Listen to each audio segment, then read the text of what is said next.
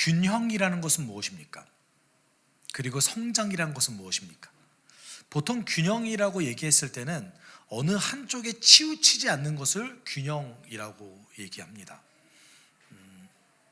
그러나 성경은 좀 다른 관점을 가지고 있습니다. 성경은 어느 한쪽에 치우치지 않는 것을 균형이라고 얘기하지 않습니다. 성경이 얘기하는 균형은 모든 삶의 영역을 얘기합니다. 모든 삶의 영역에서 치우치지 않는 것 이해하셨습니까? 네. 여러분, 교회 안에 몇 가지 거짓말들이 있습니다. 그것은 무엇이냐면 교회 일만 성직이다, 교회 일만 거룩하다 얘기하는 것이 거짓말입니다. 왜냐하면 하나님께서는 모든 삶의 영역에서 당신의 부르심을 우리에게 부어주셨기 때문에 그렇습니다. 종교개혁자 칼빈은 모든 직업에는 소명이 있다라고 얘기했습니다. 그러면 목사에게는 목사의 소명이 있는 것이고 여러분의 직업에는 여러분의 소명이 있는 것입니다. 많은 그리스도인들이 이렇게 생각합니다. 세상에서 돈을 열심히 벌어서 그것을 가지고 하나님께 영광을 돌려야 된다라고 얘기합니다. 근데 이것은 잘못된 말입니다. 세상에서 여러분이 활동하는 것, 경제 활동하는 것 자체가 하나님께 영광이 되어야 합니다. 그것이 세상을 다스리는 하나님의 원리이기 때문에 그렇습니다. 네. 이거는 지극히 당연하죠. 왜냐하면 하나님께서는 우리를 노동하게 하셨고, 그리고 그 노동을 통해서 이 세상이 다스려지길 원하셨습니다. 근데 이제 이 깨진 세상에서 노동이 고통스럽기 때문에 문제가 되는 거예요. 네. 열심히 노동해도 좋은 성과가 안 날 가능성이 매우 높죠. 네. 그리고 노동에는 대가가 따르죠. 상상력을 좀 발휘해 보죠. 노동이 재밌다면 어떻게 하실래요? 노동이 재미있다면, 또는 많은 분들이 그렇게 얘기하죠. 대부분의 사람 중에 굉장히 극소수 사람만 자신이 원하는 것을 합니다. 그렇죠? 근데 대부분의 사람들이 자신이 원하는 것을 했을 때 적당히 노력해서는 성과를 거둘 수가 없죠. 그렇죠? 대표적인 것이 예체능의 경우일 것 같습니다. 제 주변에는 음악을 하시는 분, 체육을 하시는 분, 대표적으로 음악을 하시는 분들이 좀 많습니다. 적당히 해서는 그거로 먹고 살 수 없습니다. 잘 해야지 생활이 가능합니다. 제가 말한 건 잘 해야지입니다. 잘 해야지 잘 산다, 부자가 된다가 아닙니다. 생활이 가능합니다. 네. 세상은 깨어졌기 때문에 내가 좋아하는 것을 하는 것, 이것이 아주 극소수의 사람만 할 수 있습니다. 그것도 그 극소수의 사람 중에서도 잘하는 사람만. 근데 이것이 바뀌어서 내가 잘하는 것을 언제든지 할 수 있고 그것이 즐겁다면,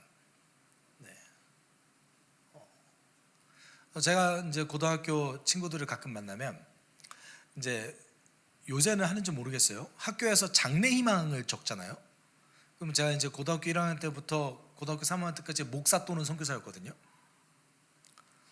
제 친구들이, 제가 목사를 하고 있잖아요. 그러면 저한테 얘기를 해요. 넌 꿈을 이뤘구나.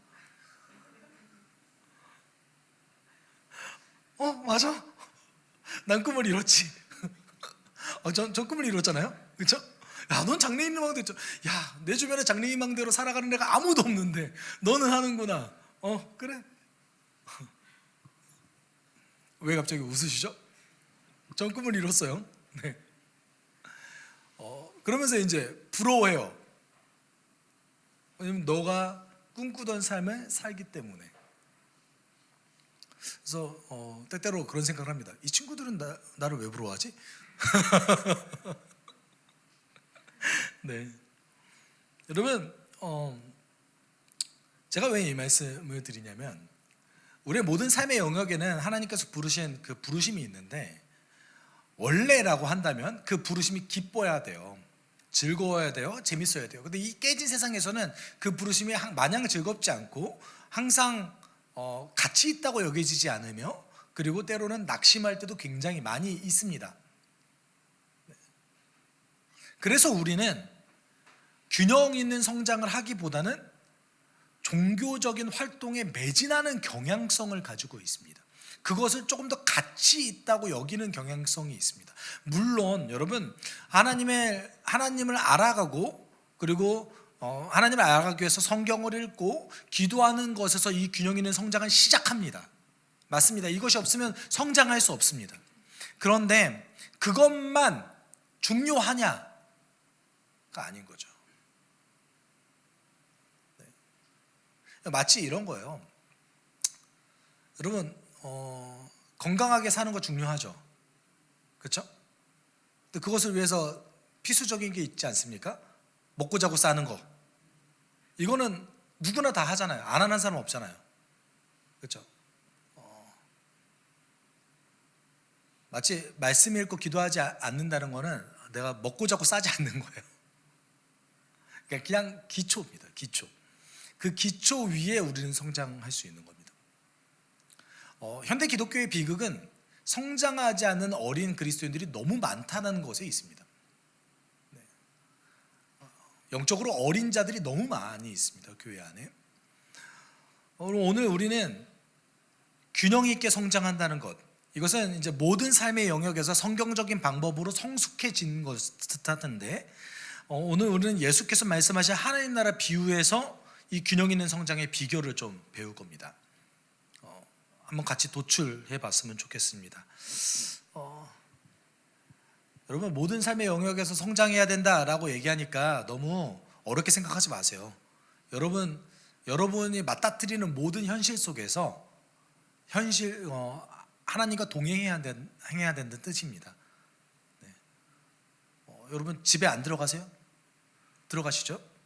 네. 직장 생활 하시는 분도 계시죠? 교회도 오시고요. 그때마다 하나님의 방법이 다르지 않겠어요? 그렇죠? 근데 이제 안타까운 것은 몇몇 교회들은 교회만 중요하다고 생각하기 때문에 그것이 문제가 될 때가 있습니다. 여러분, 월요일부터 토요일까지가 중요합니까? 주일이 더 중요합니까?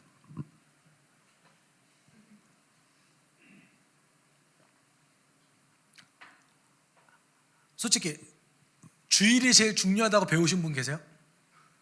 왜 손을 안 드세요?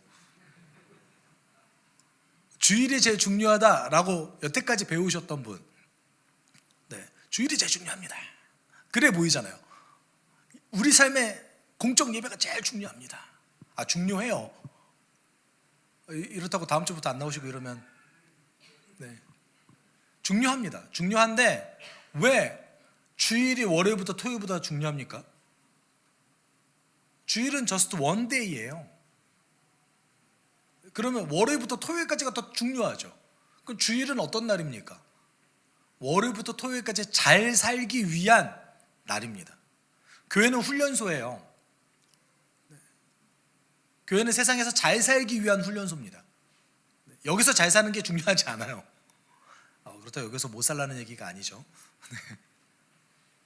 균형 있는 성장은 여기에서부터 시작합니다.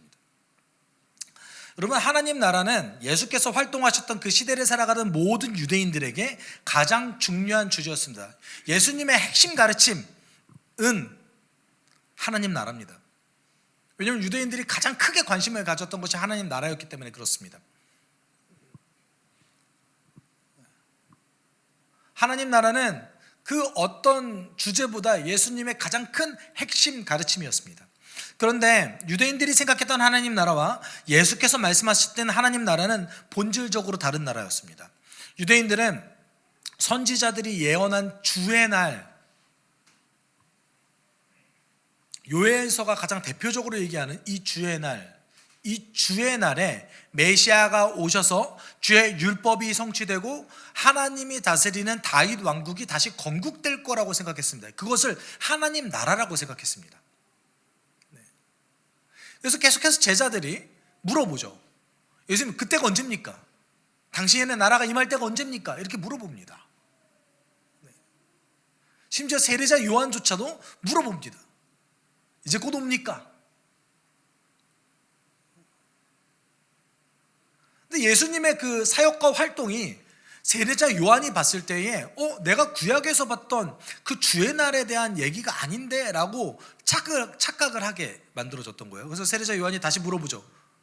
심지어 세례까지 줬잖아요. 세례자 요한이 예수님이 세례까지 주시면서 주를 위한 어린 양이다 라고까지 얘기했습니다. 메시아라고 선포까지 했는데, 그때 성령이 임해서 그 음성까지 들었는데 세례자 요한이 다시 물어봐요. 오시리가 그 당신 맞습니까? 왜요? 본인이 생각했던 그 하나님 나라와 예수께서 가르치셨던 하나님 나라가 너무 다른 거예요.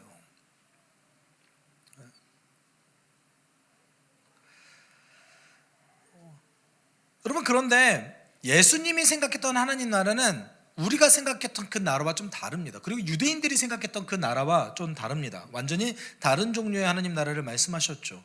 누가복음 17장 20절 21절에 이렇게 이런 구절이 나옵니다. 우리 같이 좀 읽어볼까요? 바리새파 사람들이 하나님의 나라가 언제 오느냐고 물으니 예수께서 그들에게 대답을 하셨다. 하나님의 나라는 눈으로 볼 수 있는 모습으로 오지 않는다. 또 보아라 여기에 있다. 또는 저기 있다 하고 말할 수 없다. 보아라 하나님의 나라는 너희 가운데에 있다. 일단 첫 번째, 우리가 누가복음 17장 20절에서 21절을 통해서 무엇을 알 수 있습니까? 하나님 나라가 이미 임했다라는 것을 알 수 있습니다. 하나님 나라가 이미 임했다고 합니다. 그런데 그 하나님 나라가 어디에 있대요? 너희 가운데 있다라고 말씀하셨어요. 근데 잘 보시면 여기 있다 저기 있다라고 말할 수 없다, 공간적인 개념이 아니래요. 두 번째, 하나님 나라는 눈에 보이지 않는데요.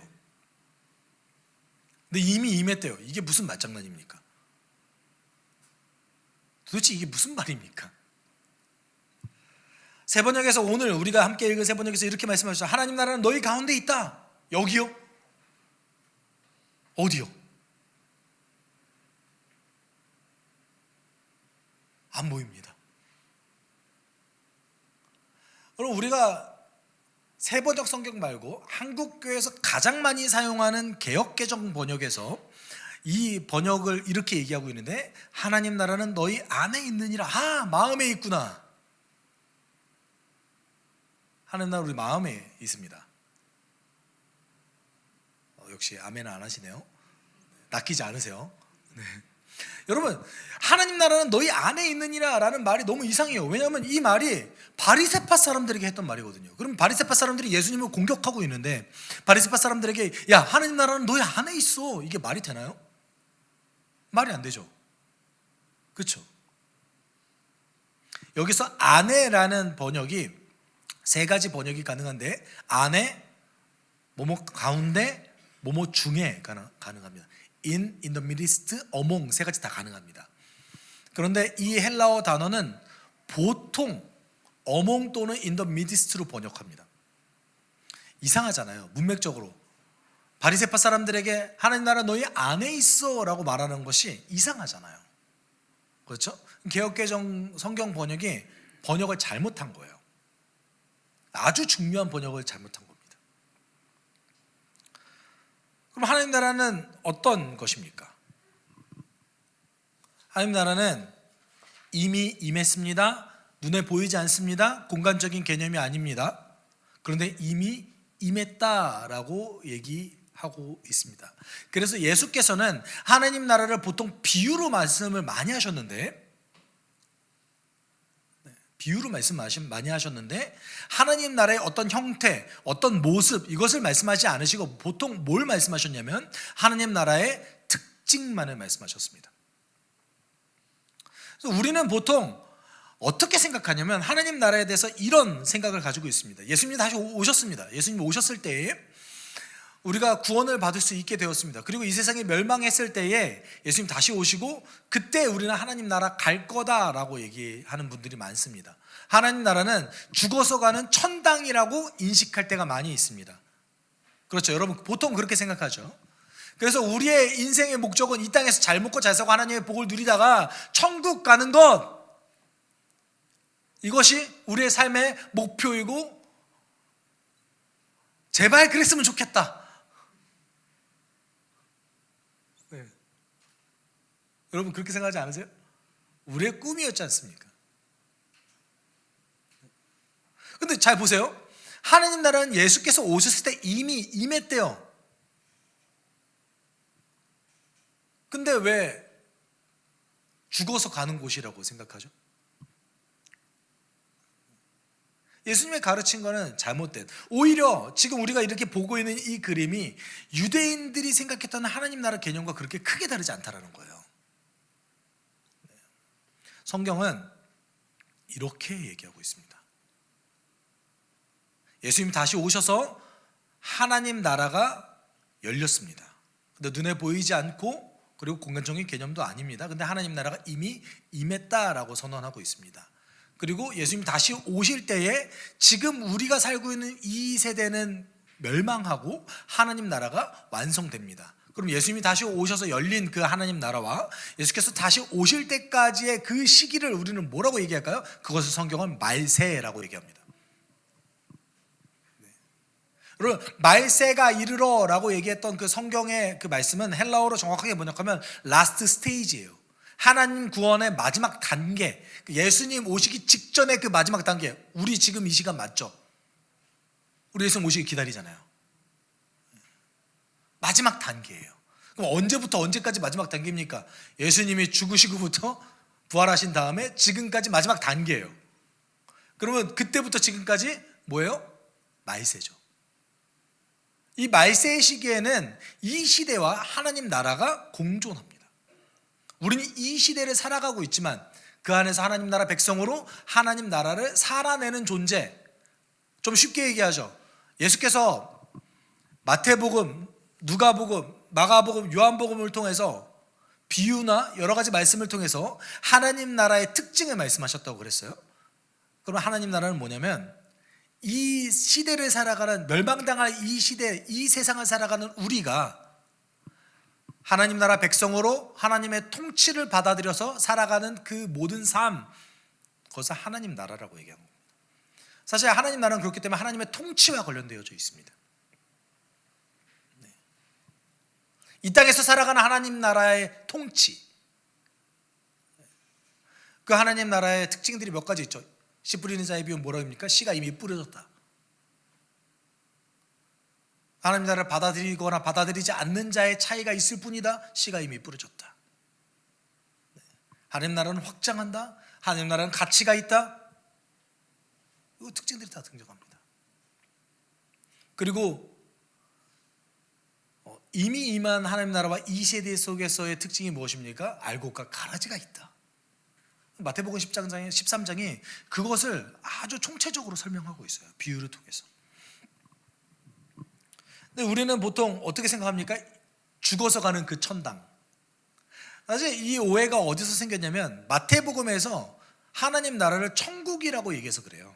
정확하게 번역하면 하늘나라인데, 하늘나라로 번역하는 게 더 정확합니다. 근데 천국이라고 번역했을 때 우리가 그 천당이 생각이 나요. 근데 유대인들은 원래 하나님이란 이름을 말로 내뱉지 않아요. 왜냐하면 그렇게 말하면 신성모독이라고 생각했거든요. 근데 마태복음은 유대인에게 쓰여진 복음서입니다. 그러면 하나님이라는 이름을 적으면 돼요, 안 돼요? 안 되죠. 그러니까 우회적으로 어떻게 표현한 거예요? 하늘나라라고 표현한 겁니다. 네, 마가, 누가, 요한복음에서는 하나님 나라라고 얘기하고 있습니다. 그러면 천국이 좀 더 정확한 말이에요? 하나님 나라가 좀 더 정확한 말이에요? 하나님 나라가 더 정확한 말이죠. 천국은 누군가를 배려하기 위한 우회적 표현이에요. 그래서 제가 천국이라는 말을 잘 안 쓰고 하나님 나라를 표현한 겁니다. 하나님 나라는 이미 열렸어요. 임했어요. 아멘? 맞아요. 여러분, 하나님 나라는 그렇기 때문에 교회에만 있는 거 아닙니다. 내 삶의 모든 영역에 있는 겁니다. 이미 임했습니다. 그것을 살아내느냐, 발견하고 살아내느냐, 살아내지 않느냐의 차이가 있습니다. 균형 있는 성장은 이 기초 위에서 시작합니다. 오늘 본문 속에서 예수께서는 그 하나님 나라의 특징을 말씀하셨는데, 먼저 우리 마태복음 13장 45절 46절을 같이 읽어보죠. 또 하나님 나라는 좋은 진주를 구하는 상인과 같다. 그가 값진 진주를 발견하면 가서 가진 것을 팔아서 그것을 산다. 여러분, 우리가 여기서 분명히 해야 될 것이 있습니다. 하나님 나라는 상인과 같습니까? 진주와 같습니까?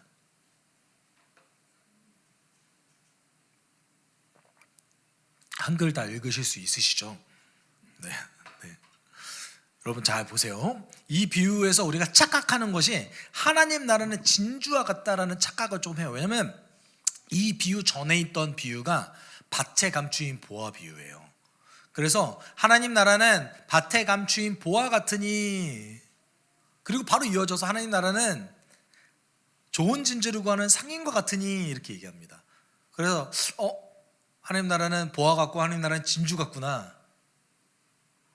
뭐라고 얘기합니까? 하나님 나라는 상인과 같다. 아, 하나님 나라는 인간이구나. 아, 공간과 보이지 않는 인간은 보이는데 여러분, 인간이 아니라 그런 특징을 갖고 있다라는 거죠. 어떤 특징이에요? 좋은 진주를 구하는 상인과 같은 특징을 가지고 있다라는 거예요. 그럼 요거를 다르게 얘기하면 하나님 나라는 뭐와 같대요? 가치를 위해서, 가치 있는 것을 위해서 대가를 지불하는 특징이 있대요. 이해하셨죠? 하나님 나라가 가진 특징 중에 하나가 뭡니까? 가치 있는 것을 위해서 대가를 지불합니다. 그런 상인과 같대요.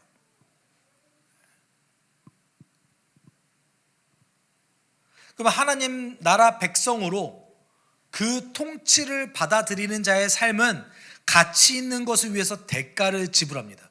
그런데 그 가치 있는 것의 영역이 우리 삶의 모든 영역을 얘기해요. 어떤 특정한 것만 가치 있다라는 것이 아니라 하나님이 가치 있다고 얘기하는 것을 위해서 대가를 지불한다라는 겁니다. 네. 그래서 여러분, 저희 교회는 이 균형 있는 성장에 대해서 관계로 설명을 합니다. 나와 하나님과의 관계, 나와 나 자신과의 관계, 그리고 나와 공동체와의 관계, 나와 세상과의 관계에서 균형 있게 성장하는 겁니다. 하나님과의 관계에서는 하나님을 알아가고 사랑하며, 나와 나 자신의 관계에서는 하나님께서 예수를 통해서 우리에게 십자가를 통해서 해주셨던 옛사람을 부정하고, 갈라디아서 2장 20절에 뭐라 합니까? 내가 십자가에 이미 못 박혔으니, 그게 내 전체가 못 박힌 겁니까? 아니요. 나의 옛사람이 못 박힌 겁니다. 그리고 하나님께서 앞으로 이루어 가실 나의 새 사람, 변화될 나를 받아들이고 수용하고 사랑하는 겁니다. 공동체의 관계에서는 섬기고 사랑하는 거예요.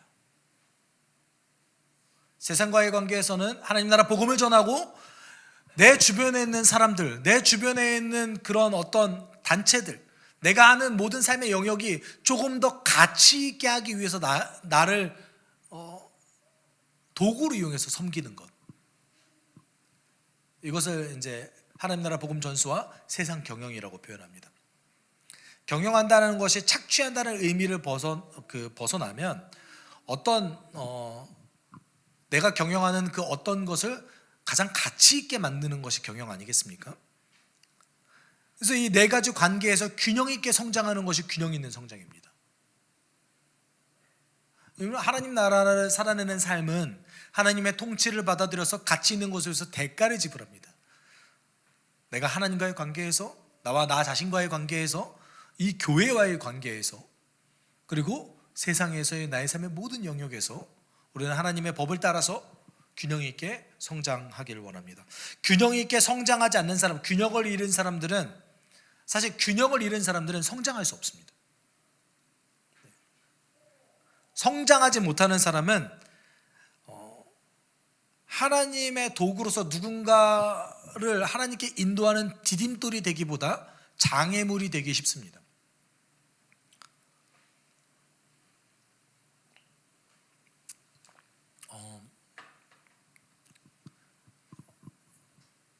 많은 분들이 예전에 교회에서 그런 경향성이 있었죠. 교회 일 열심히 순종해서 모든 거 다 포기하고 교회 일을 열심히 하면 하나님께서 돌봐주신다. 이 말이 너무 이상한 말인 거는, 여러분 잘 생각해 보면 교회를 위해서 헌신하고 수고했던 12제자는 다 죽었어요. 요한을 제외한 사도들은 다 순교당했습니다.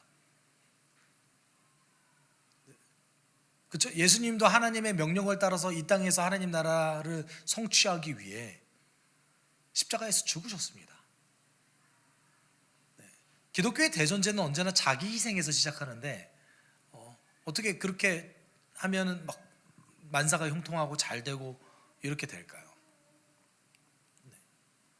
그럴 때도 있고 아닐 때도 있는 겁니다. 여러분, 만약에 그리스도의 뜻을 따라서 열심히 살아갔을 때 모든 것이 잘 되고 하나님의 정의가 다 실현되면 이 땅이 멸망받을까요? 정의가 있는데. 그렇죠. 그렇지 않다라는 거예요. 그러면 이렇게 균형 있게 성장하기 위해서 우리는 어떻게 해야 될까요? 그것을 사실 겨자씨 비유에서 설명하는 것이 있습니다. 마태복음 13장 31절 32절 같이 읽어볼까요? 예수께서 또 다른 비유를 들어서 그들에게 말씀하셨다. 하늘나라는 겨자씨와 같다. 어떤 사람이 그것을 가져다가 자기 밭에 심었다. 겨자씨는 어떤 씨보다도 자라면 어떤 풀보다 더 커져서 나무가 된다. 그리하여 공중의 새들이 와서 그 가지에 깃들인다. 여러분, 이 겨자씨 비유가 하나님 나라의 특징을 역시 보여주고 있는데, 처음에 심겨질 때 큽니까 작습니까? 겨자씨 진짜 작아요. 네. 근데 다 크면 대략 한 3m, 4m 정도까지 자라요. 네. 풀이 아니라 그 정도면 나무인 거죠. 근데 엄청 작습니다. 네. 그리고 나무까지 자랍니다. 갑자기 자랄까요? 심었는데 어느 날 갑자기 나무가 돼 있어. 이럴 수 있습니까? 그리스도인들이 성장을 이렇게 생각합니다. 기도하다가 어느 날 갑자기 깨달아서 빡 클 수 있게. 갑자기 확 변화. 여러분, 태도는 확 변할 수 있어요. 태도는 확 변할 수 있습니다. 그런데 잘 생각해 보세요. 이게 너무나 말도 안 되는 게, 여러분 잘 생각해 보세요. 어떤 고등학교 학생이 수능을 준비하다가 갑자기 내가 공부를 열심히 해야겠다는 태도를 갖게 됐어요. 다음날 공부를 잘합니까? 지금 그 말하는 거잖아요. 그렇죠? 어느 날 갑자기 내가 열심히 운동을 해야겠다는 마음을 가지게 됐어요. 다음날 체지방률이 한 30% 빠집니까? 마치 그 말을 하는 것 같잖아요. 그렇죠? 여러분, 성장은 갑자기 확 일어나지 않습니다. 아주 점진적이에요. 이 작은 씨앗이 심겨졌을 때 그 심겨진 것이 천천히 점진적으로 꾸준히 자라나는 거예요. 물론 우리의 성장이 어떻게 이렇게 항상 우상향할 수 있겠어요. 때로는 이렇게 처질 수도 있겠죠. 다만 인생의 전체에 놓고 봤을 때는 천천히 성장하는 거예요. 정말 죄송하지만 그리스도인은 성장하지 않을 수 없습니다. 죄송합니다. 여러분이 내가 성장하지 못했다고 느끼셨으면 잘 살펴보세요. 성장한 영역이 있으실 겁니다. 겨자씨 비유에서는 이걸 설명하고 있어요. 갑자기 확 크지 않아요. 그렇지만 그 성장에는 목적이 있습니다. 여러분, 어떤 목적이 있습니까?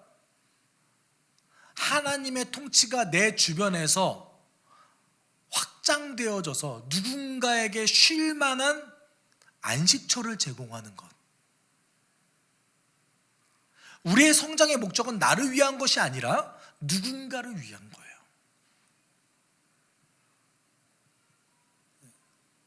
물론 나도 그 안에서 큰 혜택을 받지만 우리의 성장에는 뚜렷한 목적과 목표가 있습니다. 점진적으로 성장하고 꾸준히 성장하지만 그 성장에는 목표와 목적이 있는 거예요. 이것이 균형 있는 성장의 방법입니다. 조금 더 정리하자면, 우리가 오늘 비유를 통해서 그 균형 있는 성장이 어떻게 해야 될 것인가, 그 비결, 그것을 4가지 정도로 정리를 하자면, 첫째, 꿈을 꿔야 됩니다.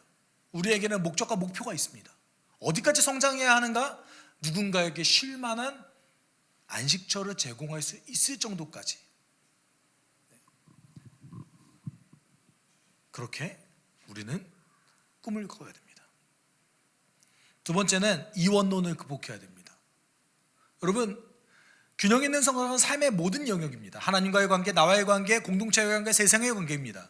그런데 어느 한 곳만 거룩하고 어느 한 곳은 거룩하지 않다라고 생각하는 이 이원론을 우리는 극복해야 됩니다. 여러분이 하는 직업, 여러분이 하는 그 세상 속에서의 그 노동은 이 세상 속에서 하나님께서 이 세상을 다스리기 위한 방법입니다. 그것도 역시 하나님의 일인 것이죠. 모든 직업에는 소명이 있고 모든 직업에는 하나님의 부르심이 있습니다. 하나님 나라는 교회에만 있는 게 아닙니다. 이것을 극복해야겠죠. 그리고 셋째는 훈련이 필요합니다. 의식적으로 나의 삶을 변화시키기 위한, 성장시키기 위한 훈련이 필요합니다. 여러분, 그 훈련은 우리가 그 교회에서 말하는 그 어휘가 너무나 부담스러워서 막 생명 걸어야 될 것 같잖아요. 십자가 지기, 자기 부인, 얼마나 부담스러워요. 맞죠? 안 부담스러우세요? 부담스럽죠. 마치 여기 있는 모두가 다 순교자 돼야 될 것 같고, 그렇지 않아요? 내가 모세가 돼야 될 것 같고. 여러분, 이스라엘 역사에서 모세 한 명 나왔어요. 그 수천 년 역사에서 다윗 한 번 나왔어요. 아니, 그 특수성을 생각해야지 우리가 어떻게 다 다윗이 되고 모세가 되고 그럽니까? 그렇죠? 엘리야가 돼야 될 것 같고. 참 감사한 게 하나님께서 우리를 모세와 다윗과 엘리야처럼 쓰시지 않는다는 거. 마치 생명을 다 걸고 막 이래야 될 것 같은데, 훈련도 막 모든 걸 갑자기 포기하고. 잘 생각해 보세요. 성장을 하는데 갑자기 확 성장해서 내가 생명까지 걸 수 있습니까? 훈련이 필요해요. 이 훈련 따라해 봅시다. 할 수 있는 가장 작은 것, 이게 훈련입니다. 내가 할 수 있는 가장 작은 것을 하는 것. 그렇지만 조금씩 성장하는 것. 훈련이 필요합니다. 다만 의식적으로 노력해야 됩니다. 그냥 흘러가는 대로 사는 것이 아니라 하나님께서 우리에게 맡겨주신 이 소중한 시간을 내가 할 수 있는 가장 작은 것부터 시작하는 겁니다. 그 중에 하나가 무엇입니까? 주일 예배 참석하는 거죠. 어려우셨다면 죄송해요. 그런데 주를 위해서 사는데 그것도 안 되면 어떡하죠? 그래서 네.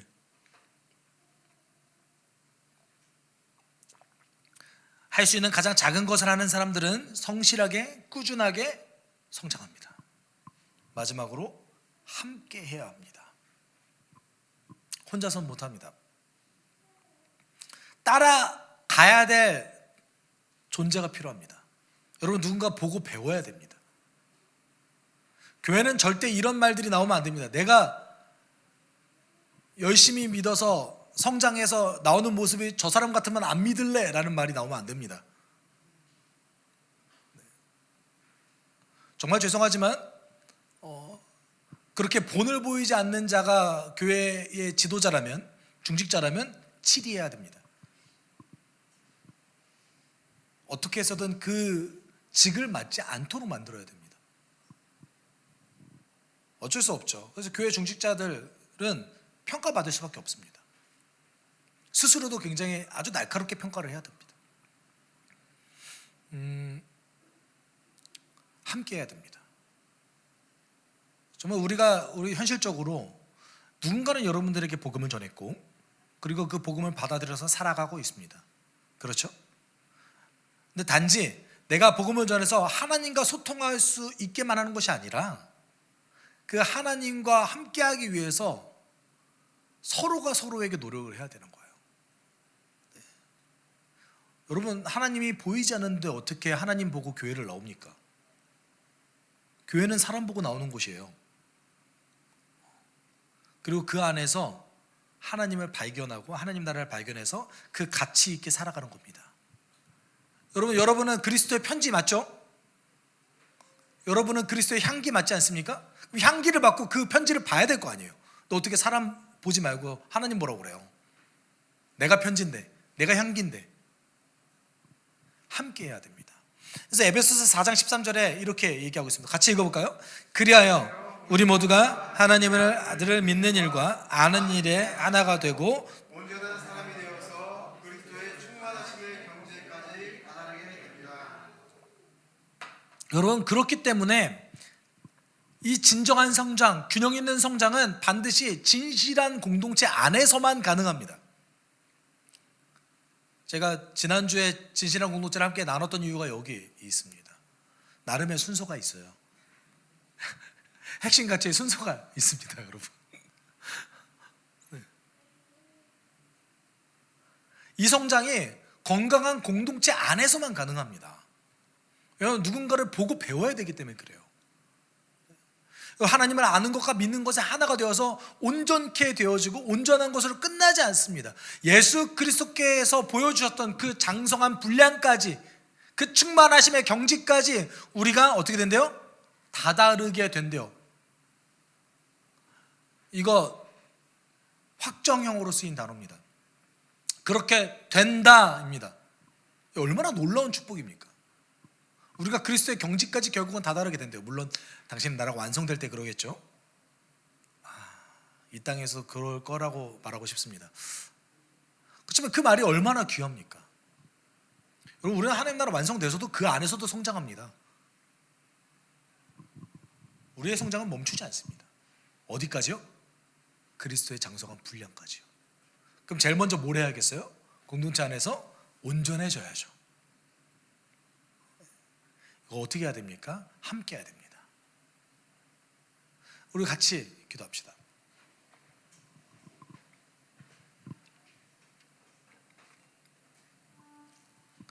여러분, 균형 있는 성장은 누군가에게 쉴 만한 나무가 되기를 꿈꾸고 이원론을 극복해서 삶의 모든 영역에서 가장 작은 일부터 진실한 공동체와 함께 훈련하는 것입니다. 그랬을 때 가능합니다. 성경에는 매우 매력적인 그리스도인의 삶에 대해서 얘기하고 있습니다. 그것은 그들이 대단했기 때문에, 그들이 특별했기 때문에 그러신 것이 아니라 아주 지극히 평범하고 작은 자들을 비범하게 사용하시는 그 하나님의 방법이 특별한 겁니다. 우리가 하나님의 방법을 따라 나아갔을 때 이 공동체 안에서 성장할 거라고 믿습니다. 내가 못했던 것을 하게 되고, 내가 꿈꾸지 못했던 것을 꿈꾸게 되고, 이 안에서 온전해지고 장성해지고 충만해질 거라고 믿습니다. 여러분, 함께 성장합시다. 모든 영역에서 성장합시다. 우리 함께 그러길 기도합시다. 사랑 많으신 하나님 아버지, 우리가 진실한 공동체가 되어서 하나님과의 관계에서, 나와 나 자신과의 관계에서, 공동체와의 관계에서, 세상과의 관계에서 균형 있게 성장하길 원합니다. 누군가의 안식처가 되길 꿈꾸고,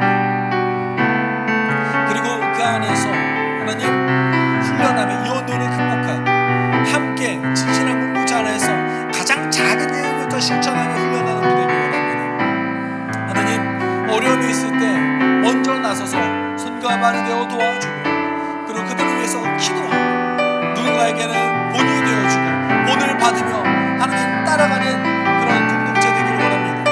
결국은 우리가 그리스도를 바라보며 나아가길 원합니다. 하나님, 성장하지 않으면 누군가의 디딤돌이 될 수가 없습니다. 성장하지 않으면 우리가 당신의 도구로서 온전히 살아갈 수 없습니다.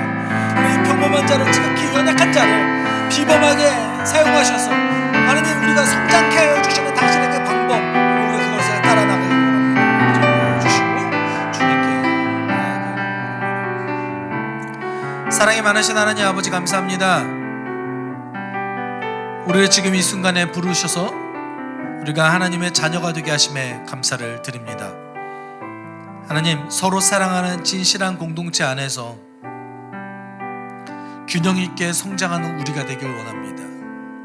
누군가의 안식처가 되기를 꿈꾸며 성속을 구분하는 이원론을 극복하고 가장 작은 일부터 함께 훈련해서 성장하는 공동체 되길 원합니다. 인도하여 주시옵소서.